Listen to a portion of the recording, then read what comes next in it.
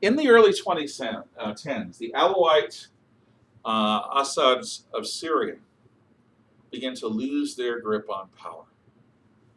They are from a minority sect, the Alawites. They have used a divide and rule approach to running Syria.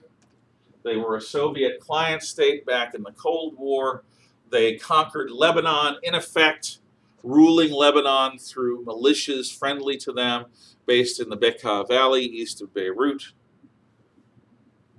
They took power by a military coup in the 1960s, and Hafez el-Assad was an effective Ba'athist Arab dictator.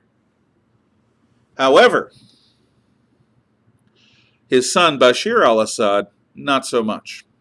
So Bashir's weakness invites revolution against him in the early 2010s, which erupts into civil war.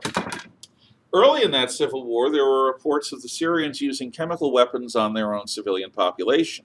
President Obama bravely says, "Don't you do that! If you use chemical weapons, there's a red line and you'll be crossing it." They use mustard gas on their own people. And Obama does nothing!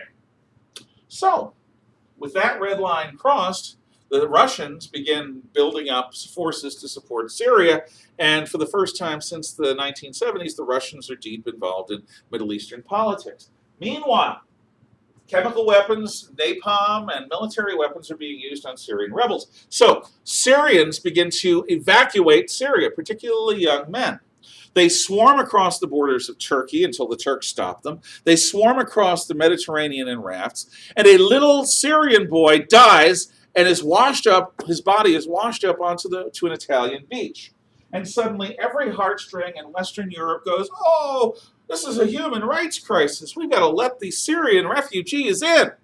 And suddenly, boom, boom, boom, boatload after boatload, and I mean ocean liners, begin moving refugees, so-called, from the Middle East into the European Union. And all they have to do is get to Hungary, because Hungary is the eastern border of the Schengen region by this point. Once they're in Hungary, they can go anywhere. There's no internal border controls. So Syrian refugees begin swarming all over Europe. The German Chancellor, Merkel, says, "We're going to take 1 million refugees," in a country that has about 85 million people. It's a lot. These refugees do not fit in. New Year's Day 2017, throughout Germany, there are a series of gang rape attacks by Middle Eastern men against German women that were stupid enough to walk around Germany without a male relative protecting them, because in the old country, a woman that did that is loose and invites rape. And that's happening throughout Germany. Okay, you have areas where if the police go, they're going to be having rocks thrown at them and riots. These men, mostly military age, enter throughout almost every European country. And the progressive left in all these countries is going, "Oh, we've got to settle them, we've got to take care of them." Meanwhile, they are contemptuous of the local customs, and they treat anyone who tries dealing with them who is not of their group as scum. They're violent, and they have no interest in assimilating into Europe. It is the insistence of the European Union that this be allowed, encouraged, that the burden be shared among all Western Europe, that brings Brexit about. Brexit is, among other things, a reaction by Brits against a transnational government that violates Anglo-Saxon notions of freedom. It's not English or American Constitution. It's much more Roman Empire bureaucracy ruled by technocrats. And the fact that the European Union is preventing Brits from engaging in normal business, but most of all, that it's preventing Britain from deciding who comes and goes into Britain and how immigrants and refugees are treated, no, that was enough. And on multiple occasions, the Brits vote to leave Europe, that is Brexit. The vote is in 2016, and there's another vote last year in 2019, that seals the deal, and Britain is no longer a part of the European Union.